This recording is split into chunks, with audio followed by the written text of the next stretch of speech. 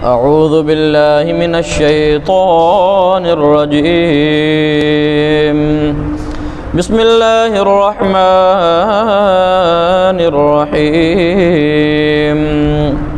واعلموا أنما غنمتم من شيء فأن لله خمسه وللرسول ولذي القربى واليتامى والمساكين وابن السبيل إن كنتم آمنتم بالله وما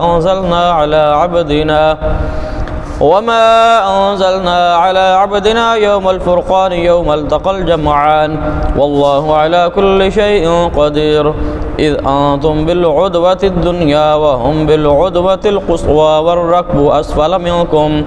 ولو تواعدتم لاختلفتم في الميعاد ولكن ليقضي الله أمرا كان مفعولا ليهلك من هلك عن بينة ويحيى من حي عن بينة وإن الله لسميع عليم. إذ يريكهم الله في منامك قليلا ولو أراكهم كثيرا لفشلتم ولتنازعتم في الأمر ولكن الله سلم إنه عليم بذات الصدور. وإذ يريكموهم إذ التقيتم في أعينكم قليلا ويقللكم في أعينهم ليقضي الله أمرا كان مفعولا وإلى الله ترجع الأمور. يا أيها الذين آمنوا إذا لقيتم فئة فاثبتوا واذكروا الله كثيرا لعلكم تفلحون. وأطيعوا الله ورسوله ولا تنازعوا فتفشلوا وتذهب ريحكم واصبروا إن الله مع الصابرين. ولا تكونوا كالذين خرجوا من ديارهم بطرا ورئاء الناس ويصدون عن سبيل الله والله بما يعملون محيط. وإذ زين لهم الشيطان أعمالهم وقال لا غالب لكم اليوم من الناس وإني جار لكم فلما تراءت الفئتان نكص على عقبيه وقال إني بريء منكم إني أرى ما لا ترون إني أخاف الله والله شديد العقاب. إذ يقول المنافقون والذين في قلوبهم مرض غر هؤلاء دينهم ومن يتوكل على الله فإن الله عزيز حكيم. ولو ترى إذ يتوفى الذين كفروا الملائكة يضربون وجوههم وأدبارهم وذوقوا عذاب الحريق ذلك بما قدمت أيديكم وأن الله ليس بظلام للعبيد. كدأب آل فرعون والذين من قبلهم كفروا بآيات الله فأخذهم الله بذنوبهم إن الله قوي شديد العقاب. ذلك بأن الله لم يكن مغيرا نعمة أنعمها على قوم حتى يغيروا ما بأنفسهم وأن الله سميع عليم. كدأب آل فرعون والذين من قبلهم كذبوا بآيات ربهم فأهلكناهم بذنوبهم وأغرقنا آل فرعون وكل كانوا ظالمين. إن شر الدواب عند الله الذين كفروا فهم لا يؤمنون الذين عاهدت منهم ثم ينقضون عهدهم في كل مرة وهم لا يتقون. فإما تثقفنهم في الحرب فشرد بهم من خلفهم لعلهم يذكرون وإما تخافن من قوم خيانة فانبذ إليهم على سواء إن الله لا يحب الخائنين. ولا يحسبن الذين كفروا سبقوا إنهم لا يعجزون. وأعدوا لهم ما استطعتم من قوة ومن رباط الخيل ترهبون به عدو الله وعدوكم وآخرين من دونهم لا تعلمونهم الله يعلمهم وما تنفقوا من شيء في سبيل الله يوفى إليكم وأنتم لا تظلمون. وإن جنحوا للسلم فاجنح لها وتوكل على الله إنه هو السميع العليم. وإن يريدوا أن يخدعوك فإن حسبك الله هو الذي أيدك بنصره وبالمؤمنين وألف بين قلوبهم لو أنفقت ما في الأرض جميعا ما ألفت بين قلوبهم ولكن الله ألف بينهم إنه عزيز حكيم. يا أيها النبي حسبك الله ومن اتبعك من المؤمنين. يا أيها النبي حرض المؤمنين على القتال إن يكن منكم 20 صابرون يغلبوا 200 وإن يكن منكم 100 يغلبوا 1000 من الذين كفروا بأنهم قوم لا يفقهون الآن خفف الله عنكم وعلم أن فيكم ضعفا فإن يكن منكم 100 صابرة يغلبوا 200 وإن يكن منكم 1000 يغلبوا 2000 بإذن الله والله مع الصابرين ما كان لنبي أن يكون له أسرى حتى يثخن في الأرض تريدون عرض الدنيا والله يريد الآخرة والله عزيز حكيم لولا كتاب من الله سبق لمسكم فيما أخذتم عذاب عظيم فكلوا مما غنمتم حلالا طيبا واتقوا الله إن الله غفور رحيم يا أيها النبي قل لمن في أيديكم من الأسرى إن يعلم الله في قلوبكم خيرا يؤتكم خيرا مما أخذ منكم ويغفر لكم والله غفور رحيم وإن يريدوا خيانتك فقد خانوا الله من قبل فأمكر منهم والله عليم حكيم إن الذين آمنوا وهاجروا وجاهدوا بأموالهم وأنفسهم في سبيل الله والذين آووا ونصروا أولئك بعضهم أولياء بعض والذين آمنوا ولم يهاجروا ما لكم من ولايتهم من شيء حتى يهاجروا وإن استنصروكم في الدين فعليكم النصر إلا على قوم بينكم وبينهم ميثاق والله بما تعملون بصير والذين كفروا بعضهم أولياء بعض إلا تفعلوه تكون فتنة في الأرض وفساد كبير والذين آمنوا وهاجروا وجاهدوا في سبيل الله والذين آووا ونصروا أولئك هم المؤمنون حقا لهم مغفرة ورزق كريم والذين آمنوا من بعد وهاجروا وجاهدوا معكم فأولئك منكم وأولو الأرحام بعضهم أولى ببعض في كتاب الله إن الله بكل شيء عليم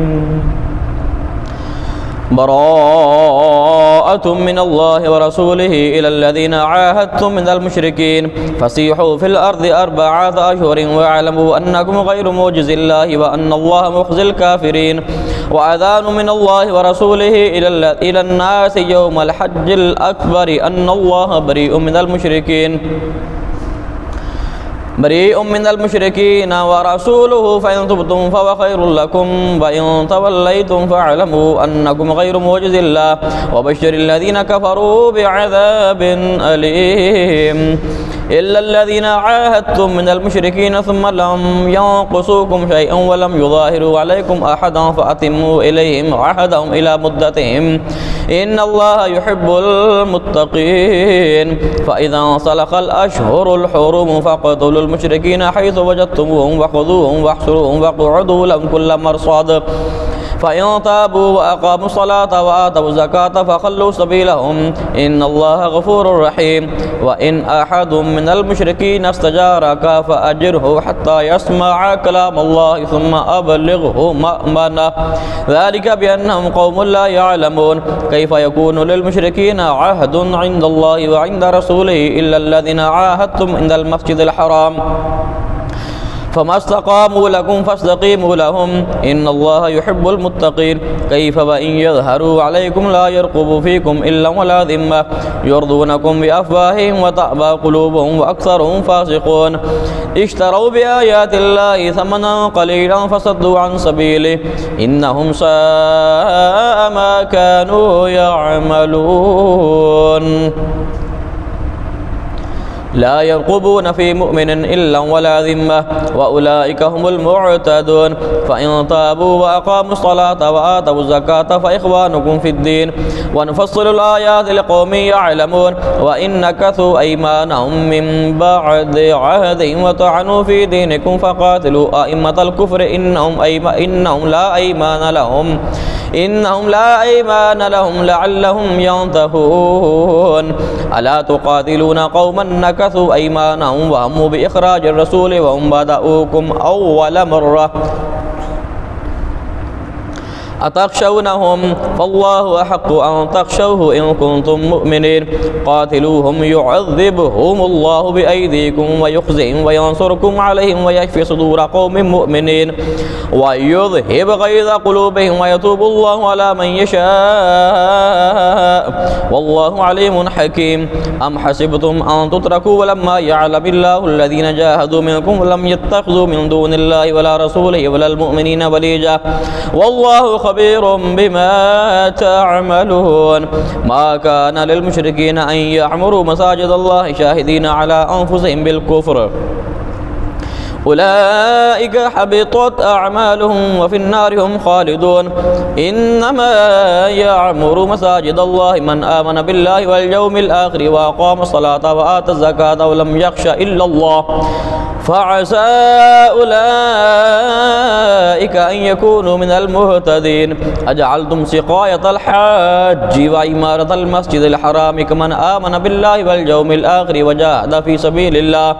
لا يستوون عند الله والله لا يهدي القوم الظالمين. الذين آمنوا وهاجروا وجاهدوا في سبيل الله بأموالهم وأنفسهم أعظم درجة عند الله وأولئك هم الفائزون. يبشرهم ربهم برحمة منه ورضوان وجنات لهم فيها نعيم مقيم خالدين فيها أبدا إن الله عنده أجر عظيم. يا أيها الذين آمنوا لا تتخذوا آباءكم وإخوانكم أولياء إن استحبوا الكفر على الإيمان ومن يتولهم منكم فأولئك هم الظالمون. قل إن كان آباؤكم وأبناؤكم وإخوانكم وأزواجكم وعشيرتكم وأموال اقترفتموها وتجارة تخشون كسادها ومساكن ترضونها أحب إليكم من الله ورسوله وجهاد في سبيله فتربصوا حتى يأتي الله بأمره والله لا يهدي القوم الفاسقين.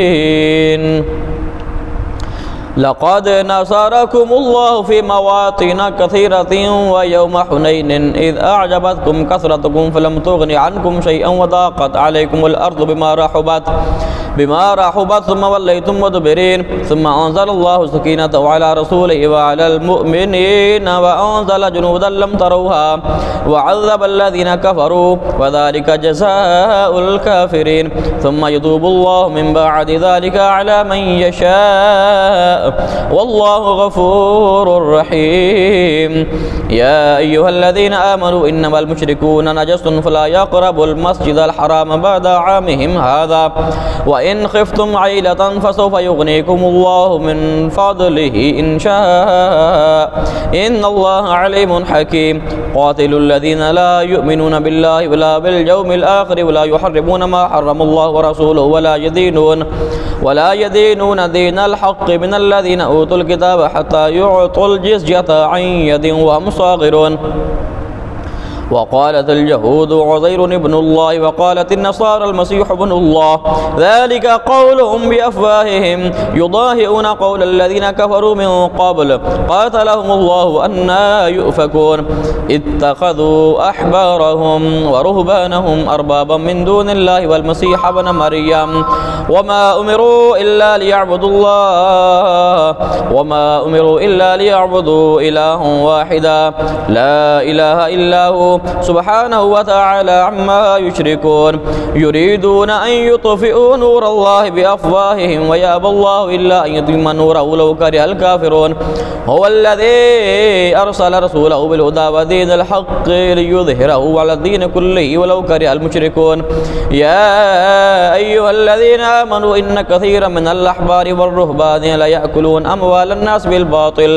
بالباطل ويصدون عن سبيل الله والذين يكنزون الذهب والفضة ولا ينفقونها في سبيل الله فبشرهم بعذاب أليم.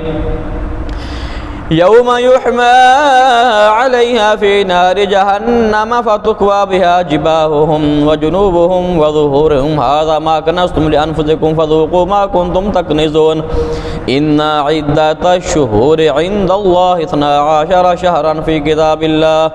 في كتاب الله يوم خلق السماوات والأرض منها 4 حرم ذلك الدين القيم فلا تظلموا فيهن أنفسكم وقاتلوا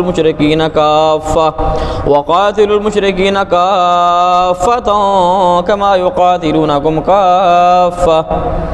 واعلموا أن الله مع المتقين إنما النسيء زيادة في الكفر يضل به الذين كفروا يحلونه عاما ويحرمونه عاما ليواتئوا عدة ما حرم الله فيحلوا ما حرم الله زين لهم سوء أعمالهم والله لا يهدي القوم الكافرين يا أيها الذين آمنوا ما لكم إذا قيل لكم انفروا في سبيل الله ثاقلتم إلى الأرض أرضيتم بالحياة الدنيا من الآخرة فما متاع الحياة الدنيا في الآخرة إلا قليل إلا تنفروا يعذبكم عذابا أليما ويستبدل قوما غيركم لا تضروه شيئا والله على كل شيء قدير إلا تنصروه فقد نصره الله إذ أخرجه الذين كفروا ثاني اثنين إذ هما في الغار إذ يقول لصاحبه لا تحزن إن الله معنا فأنزل الله سكينته عليه وأيده بجنود لم تروها وجعل كلمة الذين كفروا السفلى وكلمة الله هي العليا والله عزيز حكيم انفروا خفافا وثقالا وجاهدوا بأموالكم وأنفسكم في سبيل الله ذلكم خير لكم إن كنتم تعلمون لو كان عرضا قريبا وسفرا قاصدا لاتبعوك ولكن بعدت عليهم الشقة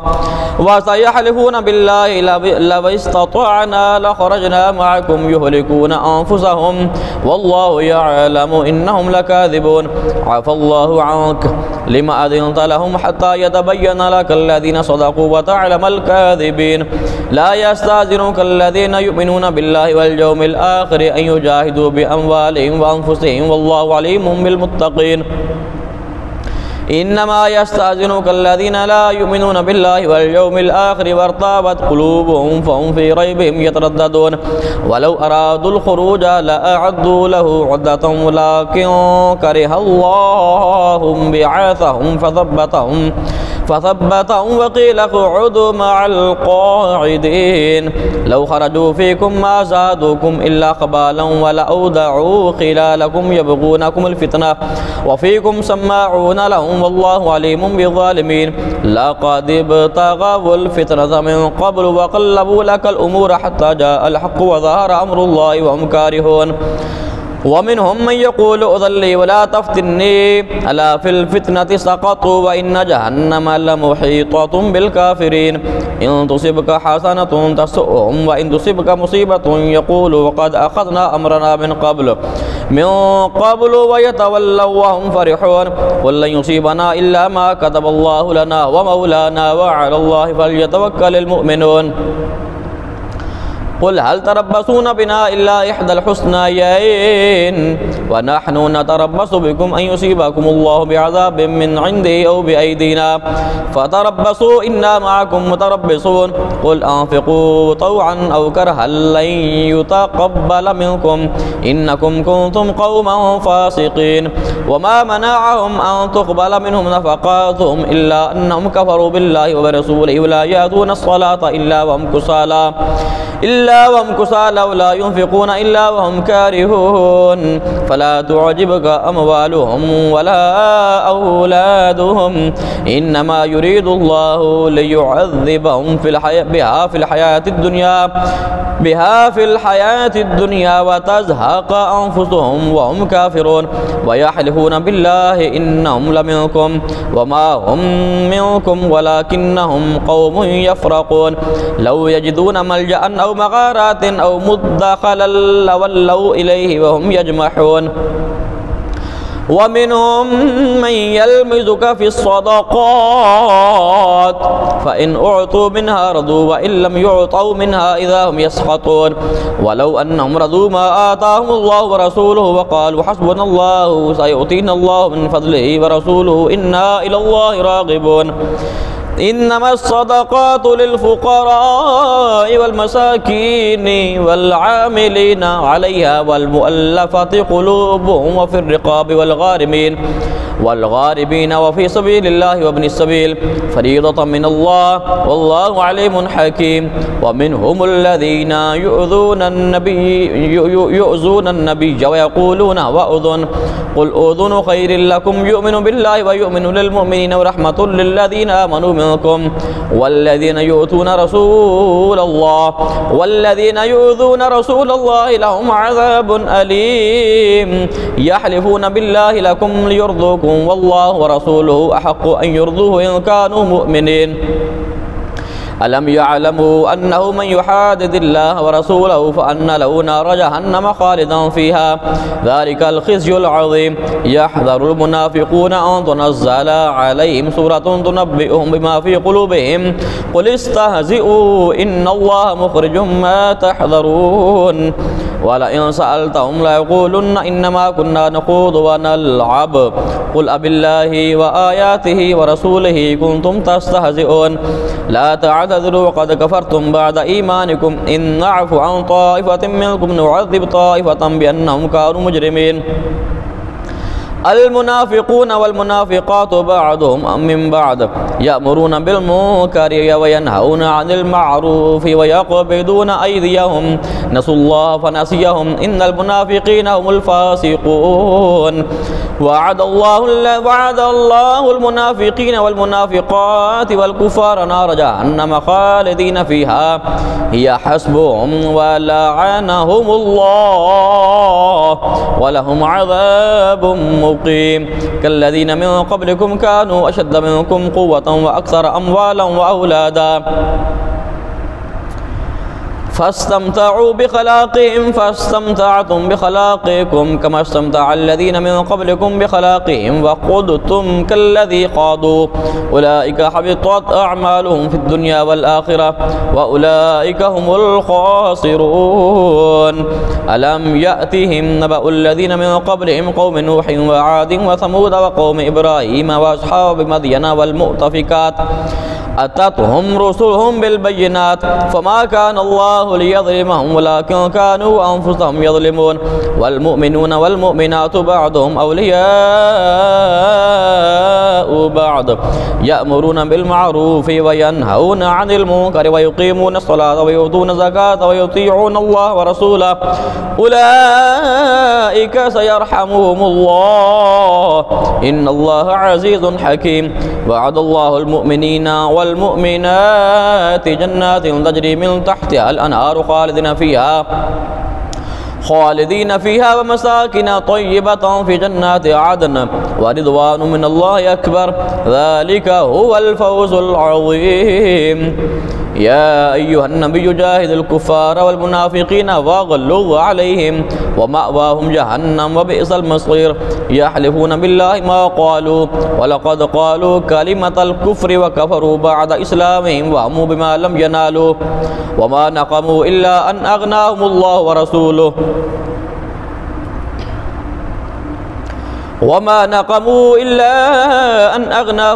ورسوله من فضله فإن يتوبوا يكو خيرا لهم وإن يتولوا يعذبهم الله عذابا أليما في الدنيا والآخرة وما لهم في الأرض من ولي ولا نصير. ومنهم من عاهد الله لئن آتانا من فضله لنصدقن ولنكونن من الصالحين فلما آتاهم من فضله بخلوا به وتولوا وهم معرضون فأعقبهم نفاقا في قلوبهم إلى يوم يلقونه بما أخلفوا الله ما وعدوه وبما كانوا يكذبون. ألم يعلموا أن الله يعلم سرهم ونجواهم وأن الله علام الغيوب. الذين يلمزون المتطوعين من المؤمنين في الصدقات والذين لا يجدون إلا جهدهم فيسخرون منهم سخر الله منهم ولهم عذاب أليم. استغفر لهم أو لا تستغفر لهم إن تستغفر لهم 70 مرة فلن يغفر الله لهم ذلك بأنهم كفروا بالله ورسوله والله لا يهدي القوم الفاسقين. فرح المخلفون بمقعدهم خلاف رسول الله وكرهوا أن يجاهدوا بأموالهم وأنفسهم في سبيل الله وقالوا لا تنفروا في الحر قل نار جهنم أشد حرا لو كانوا يفقهون فليضحكوا قليلا وليبكوا كثيرا جزاء بما كانوا يكسبون. فإن رجعك الله إلى طائفة منهم فاستأذنوك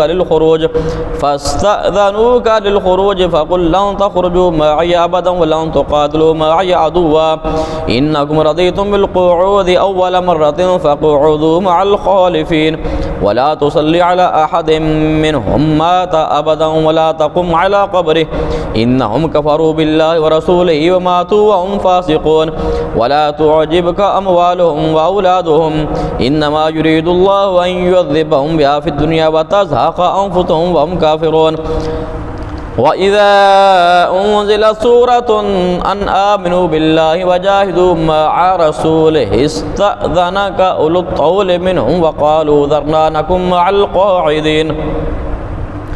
رضوا بأن يكونوا مع الخوالف وطبع على قلوبهم فهم لا يفقهون. لكن الرسول والذين آمنوا معه جاهدوا بأموالهم وأنفسهم وأولئك لهم الخيرات وأولئك هم المفلحون. أعد الله لهم جنات تجري من تحتها الأنهار خالدين فيها ذلك الفوز العظيم. وجاء المعذرون من الأعراب ليؤذن لهم وقعد الذين كذبوا الله ورسوله سيصيب الذين كفروا منهم عذاب أليم. ليس على الضعفاء ولا على المرضى ولا على الذين لا يجدون ما ينفقون حرج إذا نصحوا لله ورسوله ما على المحسنين من سبيل والله غفور رحيم. ولا على الذين إذا ما أتوك لتحملهم قلت لا أجد ما أحملكم عليه تولوا وأعينهم تفيض من الدمع حزنا ألا يجدوا ما ينفقون. إنما السبيل على الذين يستأذنونك وهم أغنياء رضوا بأن يكونوا مع الخوالف وطبع الله على قلوبهم فهم لا يعلمون. صدق الله العظيم.